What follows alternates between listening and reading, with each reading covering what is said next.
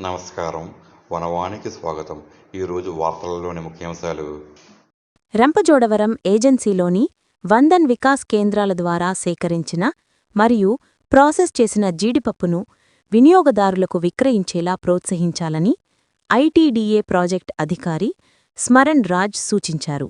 శనివారం రాత్రి స్థానిక యూనియన్ బ్యాంక్ సమీపంలోని మహిళా మార్టును ఆకస్మికంగా సందర్శించిన ప్రాజెక్ట్ అధికారి ఈ మేరకు ఆదేశాలు జారీ చేశారు.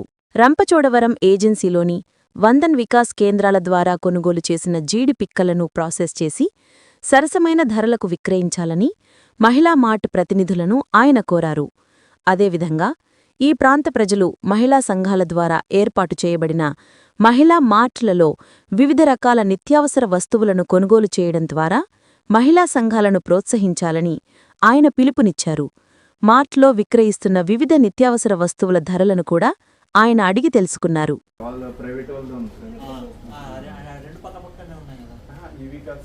ఇది కాకుండా వాళ్ళ ప్రైవేట్ వాళ్ళది వేరేది ఉంది సార్. ఇది మన కేవీకే అది కాకుండా ప్రైవేట్ వాళ్ళు